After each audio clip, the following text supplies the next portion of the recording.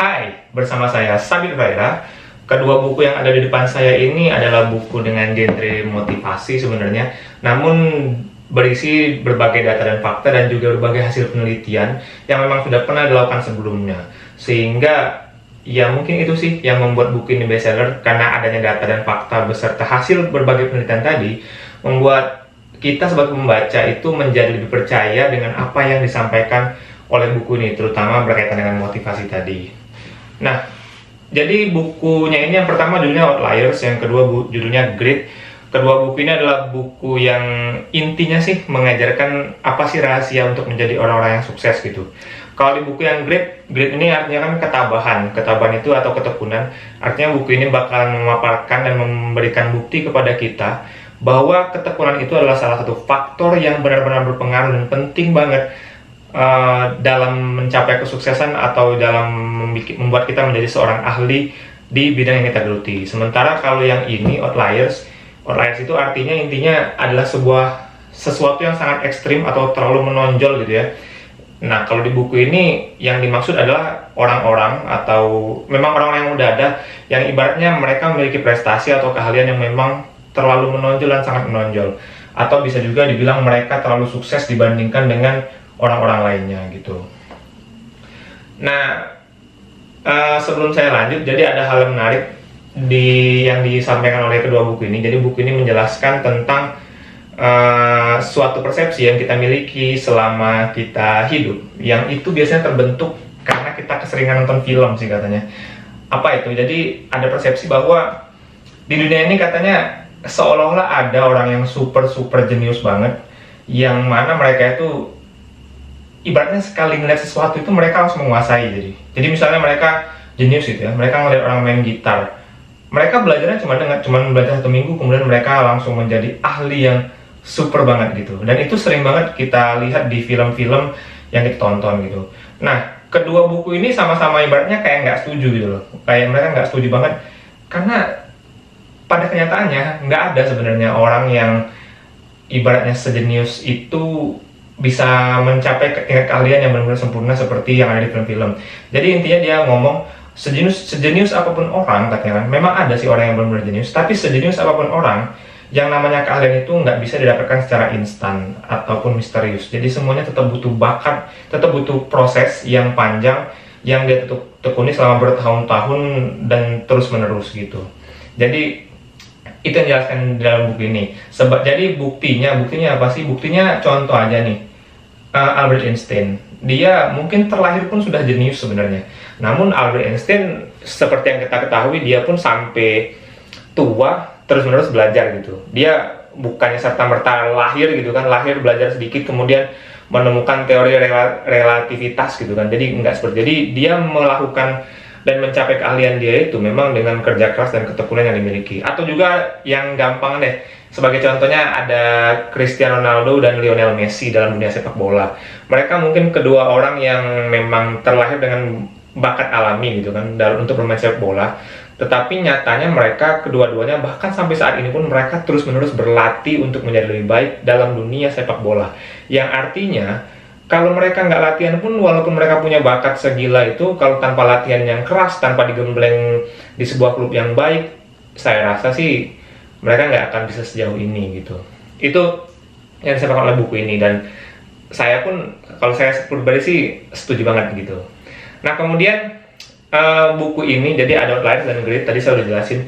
Jadi kedua buku ini sebenarnya sama-sama mengajarkan kepada kita bahwa salah satu kunci kesuksesan itu adalah ketekunan. Jadi intinya kalau kamu mau sukses, ya kamu harus tekun mendalami bidang yang kamu dalami itu. Tekun yang dimaksud itu bukan berarti setahun 2 tahun gitu katanya. Jadi tekun itu seseorang itu mendalami sesuatu yang dia geluti itu bisa jadi bertahun-tahun, dan bahkan itu harus dilakukan selama setiap hari, hampir setiap hari lah. Intinya dia harus rutin melakukan itu sehingga setiap hari dia bisa melakukan suatu keahlian itu semakin baik dan semakin baik lagi. Dan jadi itu sih intinya sama, mereka dua-duanya menceritakan tentang itu. Hanya saja kalau yang di Grit ini dia memang mengatakan bahwa faktor kesuksesan itu adalah ketekunan tadi, karena judulnya aja sih udah great gitu kan. Nah, kalau di buku Outliers dia ada menyertakan tambahan faktor lagi. Jadi faktor apakah itu? Jadi menurut buku Outliers salah satu kunci kesuksesan itu selain ketekunan adalah kesempatan. Maksudnya kesempatan itu adalah di dunia ini banyak katanya mungkin orang yang punya bakat alami, dan dia juga mungkin punya ketekunan sebenarnya, punya tekad yang kuat. Nah, tapi ada juga orang-orang yang sebenarnya nggak memiliki kesempatan untuk mendalami suatu bidang yang dia tekuni tadi gitu. Jadi ada faktor kesempatan juga. Bahkan di buku Outliers dia mengatakan ada juga faktor dari tanggal lahir, dari etnik, dari ras keturunan segala macam, dan itu dijelaskan dengan berbagai hasil riset yang dia paparkan di dalam buku ini gitu. Nah, jadi saya buat cerita dulu nih. Jadi kedua buku ini tadi yang udah saya bilang, kalau di buku ini dia tadi ngomongin masalah kesempatan. Jadi sebagai contoh mungkin teman-teman bakalan bertanya, apa ya maksudnya kesempatan tuh yang kayak gimana sih, faktor kesempatan itu berpengaruh. Sebagai contoh, jadi buku ini menceritakan banyak tokoh-tokoh yang memang udah terkenal dan memang outliers banget, seperti contoh Bill Gates, dia nyeritain tentang band The Beatles, dia juga menceritakan tentang Bill Joy, pendiri dari Sun Microsystem. Nah, jadi ini dia bercerita seperti ini. Jadi dia menceritakan kayak biografi Bill Gates sih di situ. Jadi kata dia Bill Gates itu terlahir di era-era di saat komputer baru mulai ditemukan. Dan ketika Bill Gates remaja, jadi si Bill Gates ini mungkin pada saat dia remaja itu sedikit-sedikit banget ada anak yang memiliki akses terhadap komputer. Kalaupun ada, itu mungkin yang punya akses adalah level universitas atau level-level perusahaan yang memang mereka memiliki kekuatan untuk membeli atau mengadakan komputer. Sementara waktu itu komputer itu memang nggak memungkinkan banget dimiliki oleh masyarakat umum. Jadi nggak mungkin ada rumah-rumah yang memiliki komputer tadi, karena ukurannya gede banget dan harganya mahal banget. Nah, si Bill Gates, dia ini kebetulan disekolahkan oleh bapaknya di SMA elit. SMA elit yang memang orangnya kaya raya gitu kan, isi siswa-siswanya. Dan sekolahnya saat itu kebetulan membeli seperangkat komputer yang ukurannya besar banget. Dan ketika para siswa sekolahnya ngeliat itu komputer, mereka kan bingung nih. Ya komputer tuh barang aneh gitu pada zaman itu. Jadi mungkin nggak banyak orang yang tertarik untuk mempelajarinya. Tetapi Bill Gates adalah salah satu siswa yang tertarik untuk mempelajari komputer itu gitu, bersama dengan beberapa teman-temannya. Dan kenyataannya Bill Gates kecanduan. Dan kemudian Bill Gates ya kecanduan, akhirnya dia punya kesempatan yang lain lagi di tempat lain untuk terus mendalami ilmunya, sehingga pada akhirnya Bill Gates ya bisa seperti sekarang sih, bisa mendirikan Microsoft gitu.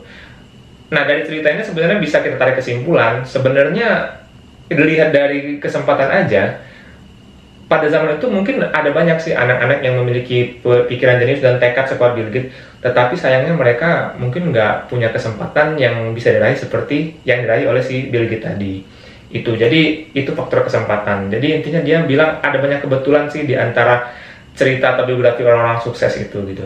Nah, yang kedua, buku ini juga nyeritain tentang The Beatles. Jadi The Beatles itu adalah sebuah band yang berasal dari Inggris, dan pada saat itu memang mungkin Beatles itu kebetulan katanya mendapatkan ibaratnya kontrak dari Jerman, dari EU, kayak EU dari Jerman gitu. Jadi dulu itu katanya belum musim banget yang namanya konser-konser tiap malam itu yang di kafe-kafe. Waktu itu masih belum bener-bener rame gitu kan.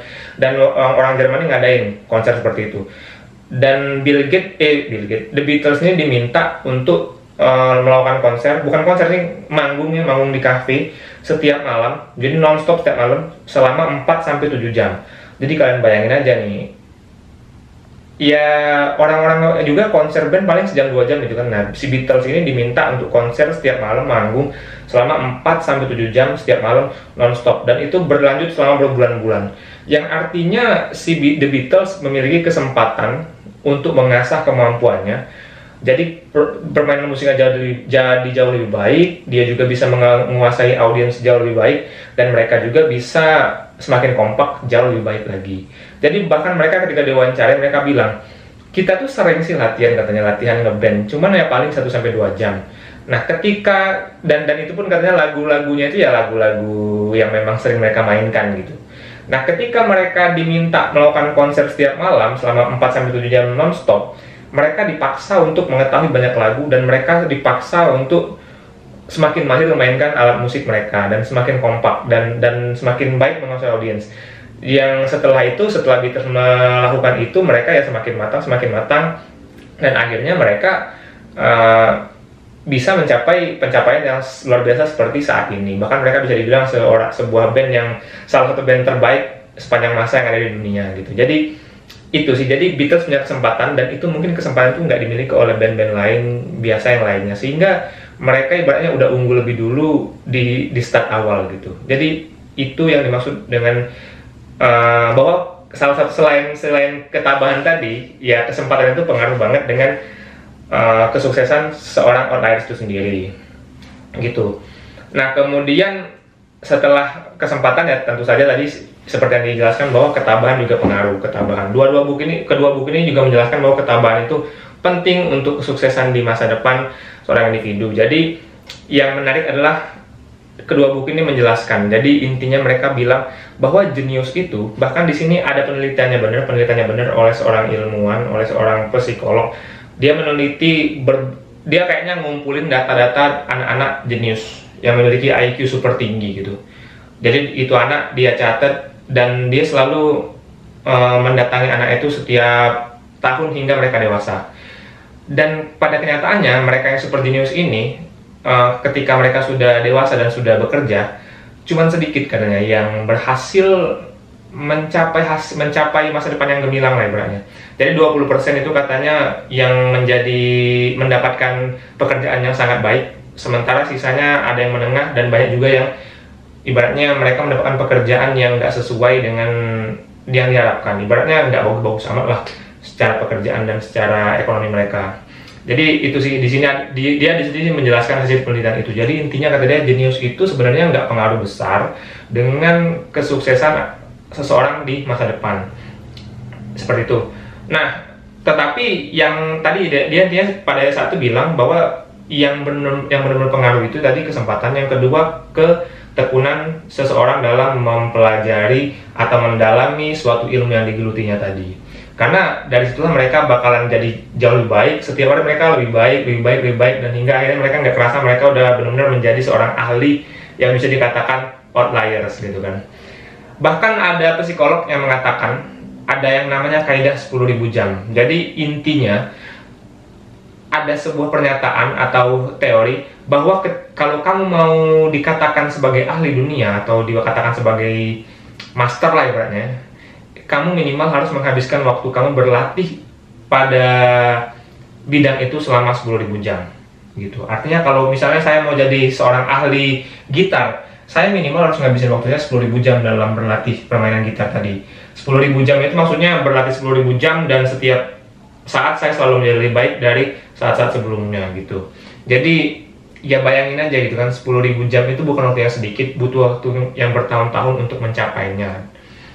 Nah, kalau di buku Great malahan dia menjelaskan bahwa bahkan ketekunan itu bisa ibaratnya kita ini kan punya otak, punya otot, dan punya mental gitu kan. Dengan ketekunan sebenarnya manusia itu bisa meningkatkan kadar otak, otot, dan mental mereka. Jadi kayak kita kalau fitness kan bisa membentuk otak kita menjadi lebih besar. Nah, kita juga bisa melakukan itu dengan otak kita dan juga dengan mental kita. Seperti itu.